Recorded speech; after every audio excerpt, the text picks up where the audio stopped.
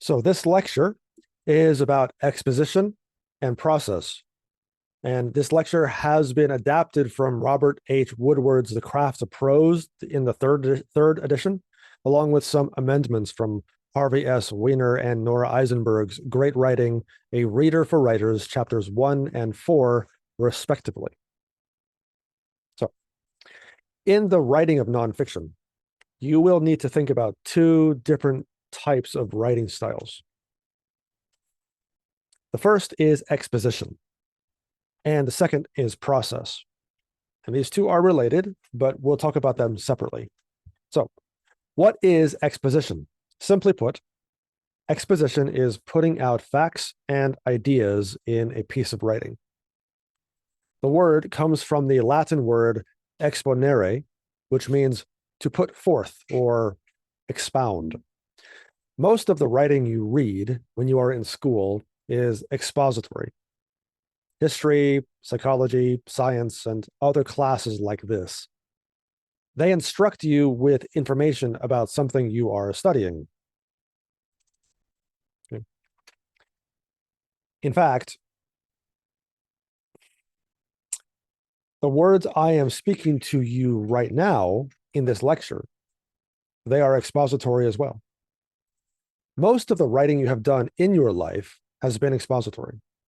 Anytime you have answered a question about a subject, such as, what is a computer and how is it built?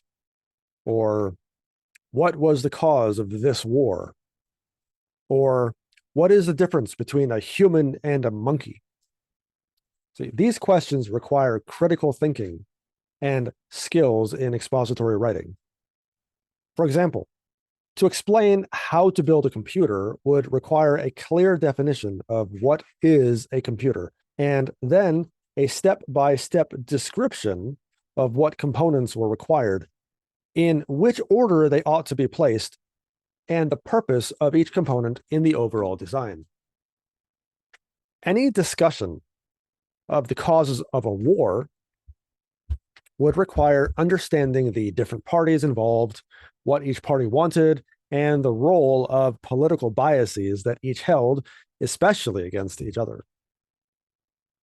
Finally, to safely break down the differences between a human and a monkey would necessitate a discussion of biological differences, mating habits, family organization, cultural development, living habitats, and so on. So, there are essentially three kinds of exposition you can use in writing, which in writing are called the process. The first is an explanation of the process. The second is analysis of the process by dividing subjects into categories. And the third is defining what something is or is not. You can just use one or all three in any piece of writing. Sometimes only using one is required, and sometimes only using one would be detrimental to what you are trying to do. For example, you may need to define some words before you begin to explore the process of how something works, such as defining the components of a computer before exploring how they work together. Another example is you may need to explain the process of how two different parties declared war on each other in order to fully understand what each side of the war really believes. Or you might want to break different humans into categories based on national culture, and then break monkeys into categories based on regional locations, and from there determine if those national cultures are indicative of those regional locations, if they are totally comparable, or if there are some trends that align with both, which could explain some similarities and proclivities expressed by both species. When you develop ideas, you start with some simple methods of development. The first is the function of a paragraph. Generally speaking, a paragraph is around 4 to 5 sentences, which are centered around a single idea. Those ideas coalesce and merge into a bigger idea. And those bigger ideas then coalesce and merge into an even bigger idea. How are you going to develop your ideas into bigger ideas? What is your strategy going to be? We can describe 3 methods of development that will be useful to how you build paragraphs: example, comparison, and contrast. Talk about 1. Writers need to provide examples to clarify or make clear meaning. Writers can make many general statements, but to make that general statement more concrete and specific, they must use examples to develop those general ideas or generalizations. For example, one writer uses the term arbitrary vocal symbols. But to explain this very strange and vague term, the writer will use examples of how the word dog is spoken in different languages, such as English, French, and Latin. So, what began as something difficult to understand becomes much clearer. Vocal symbols are the words that we speak. So, the writer chooses a single example, a dog, and then shows how, when speaking dog in different languages, these become arbitrary or determined by chance, not carefully planned out or engineered by a single mind. Another, how would you define history? You could define history by giving examples of different events happening at different times, and then show the relationship between those different events and possible trends between them. But you must first give examples of those events before you can describe the relationship or trends. You could also define history by giving examples of historical figures in history, and then describe how each of those people were emblematic or how they symbolized that specific period of history. What if you wanted to describe a complex idea like Americanization? To talk about this, you could provide examples from famous individuals, direct quotations from letters, speeches, debates, or even pieces of writing, and explore what the idea of becoming American means in the 21st century.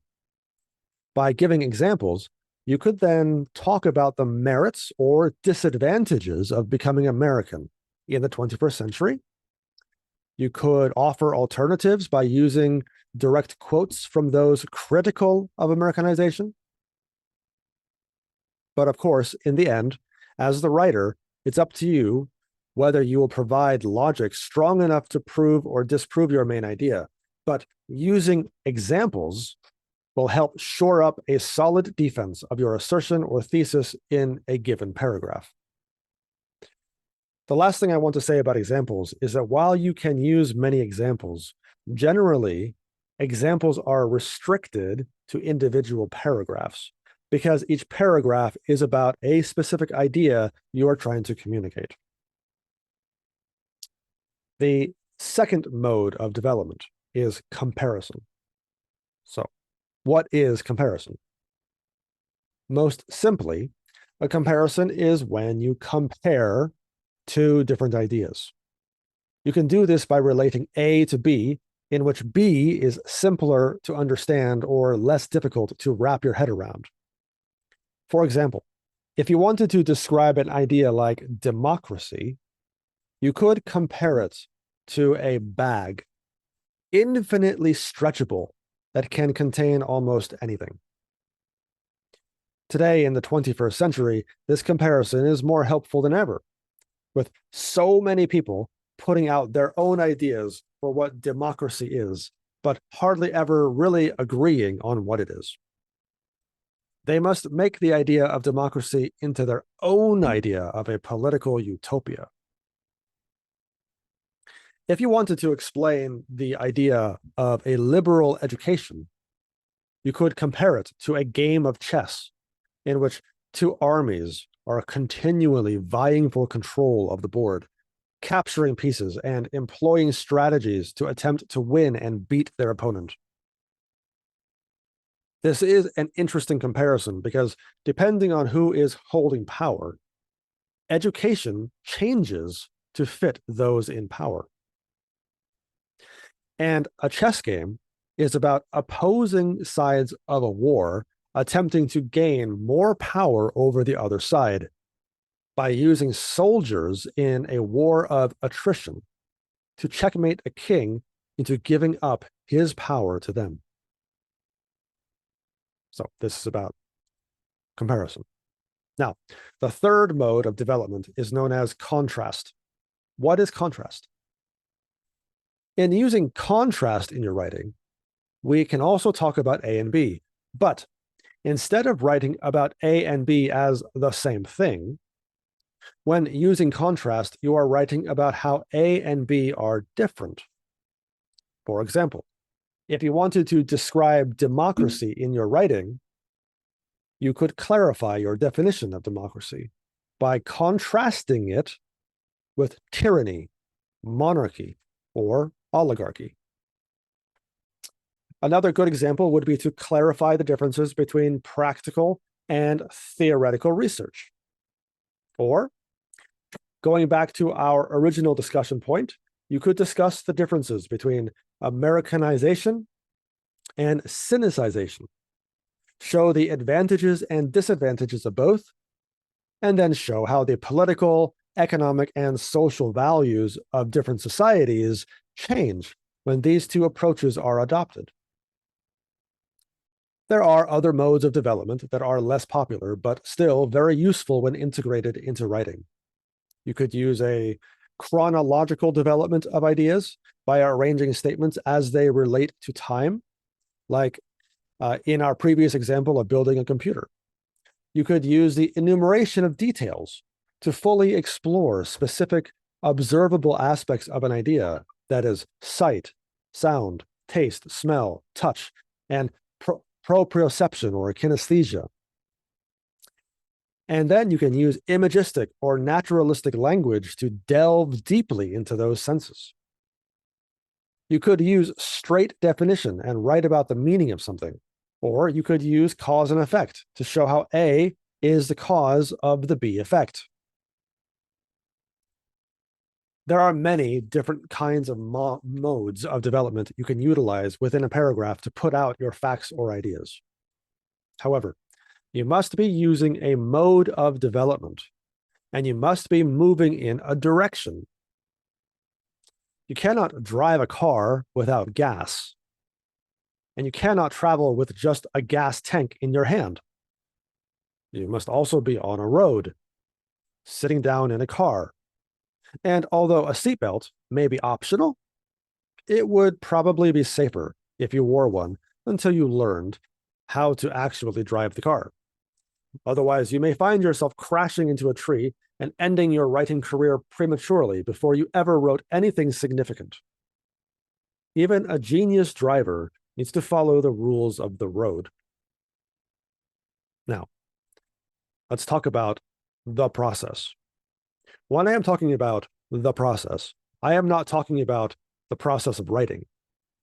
In a previous lecture, I already spoke at length about the structure of writing and how you need to be very careful about what ideas you use and when you use those ideas. Now, I am talking about the process of how to describe something being done, something being made, or ideas being presented so that the ideas combine to create a more complex idea that you are writing about. Some good examples of simple process writing would be cookbooks, repair manuals, technical books, and textbooks that teach you how to do something following a 1, 2, 3-step process. This is what is meant by process writing. In expository writing, process is often employed to teach people how to do something or how to approach something. While sometimes a book may include a sequential step order to learning or completing a task, such as first you do X, then you do Y, and finally you do Z, in most writing, process is less defined. Most process writing is objective and impersonal. There is little warmth in process writing. There is no imagination, no humor, no warmth, no creativity. The author simply wishes to describe how to do something, 1, 2, 3, so that a result is then achieved. The writer must understand clearly what the reader can or cannot do, so that when the process is followed, something then results from those directions. However, while most process writing is very technical, some process writing is more complicated. For the more complicated process writing, you as the writer must employ different strategies to communicate to your reader so that your reader can grasp your meaning effectively. Sometimes this means using imagination, humor, warmth, and creativity in your writing. While you can use process explanation, 1, 2, 3, to effectively communicate a simple process to your reader, it doesn't mean that your reader will enjoy the experience, or appreciate the experience, or remember the experience, especially if you are addressing a complicated subject that cannot simply be described in a how-to manual or a technical guide. So, how do you explore these more complicated ideas through process writing?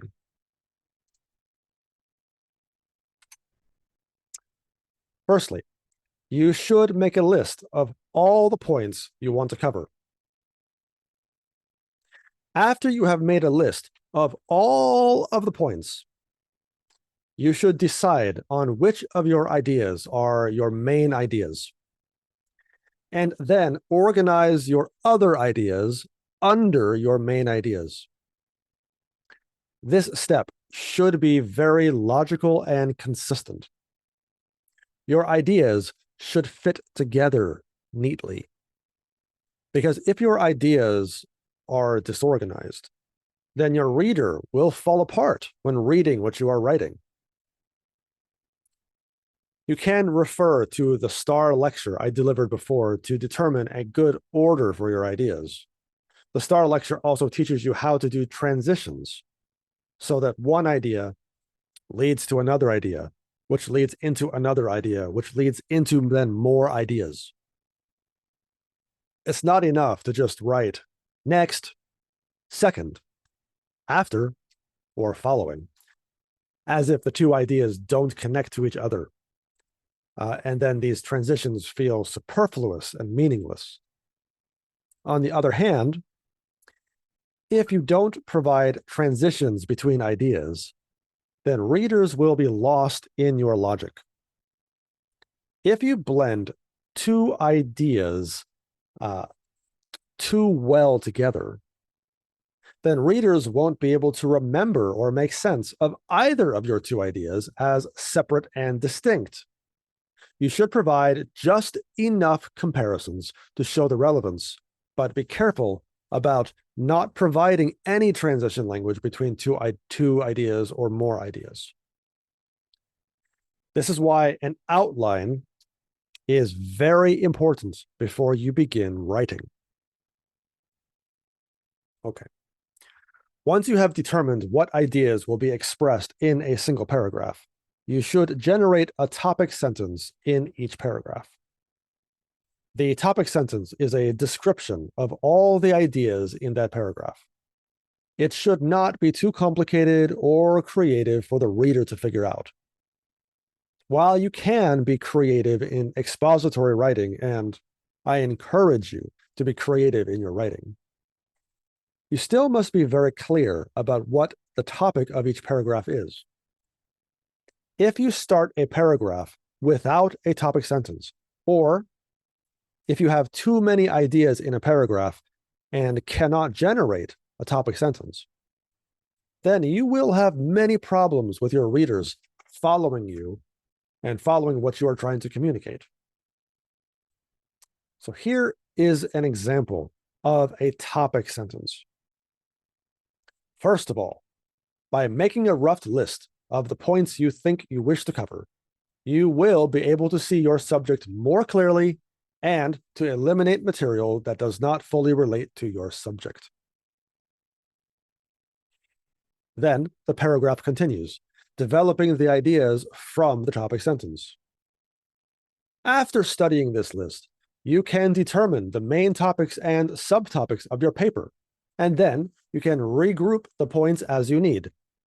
While doing this, you should discard or throw away any points that no longer seem relevant or useful to the subject which you are writing about. For example, you might make the following list of points to be covered in a paper on the use of figurative language: purpose, triteness, simile, metaphor, personification, effect, and alliteration. After making this list, you may notice that purpose and effect are your main topics, and the other items in your list are your subtopics. By doing this, you may realize you are missing a main topic: types, which would include the subtopics of simile, metaphor, and personification, while alliteration should be thrown away, as it has little to nothing to do with the rest of your points. The last aspect of writing, of process writing that is necessary to master is point of view. What is point of view? Point of view is the relationship between the perspective of the author and the perspective of the reader. For example, a writer may use the first person point of view by using I to describe a personal experience. Or a writer may use the second person point of view by using the pronoun you to teach the reader something. The writer may also use the third person point of view by using the pronoun he, she, or it to describe something being observed from an invisible or semi-invisible location.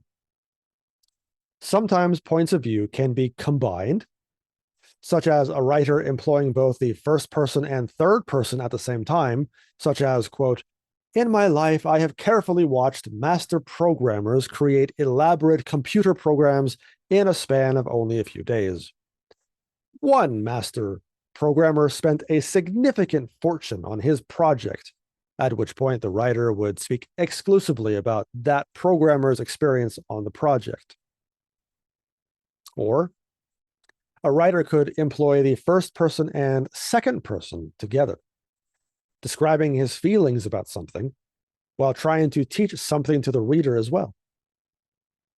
Or the writer could use a modified point of view, such as modifying or changing the first person to explore the experiences of a group of researchers by using the pronoun we, something commonly done in the sciences. There are, of course, other options when considering point of view. A point of view can be imperative, active, or passive.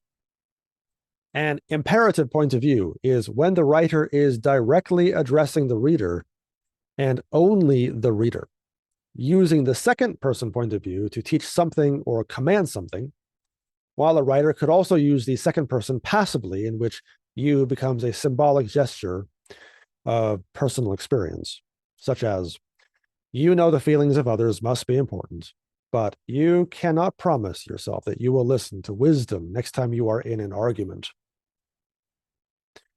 It's a creative choice and should be used rarely, but some writers have used this unique strategy to great effect.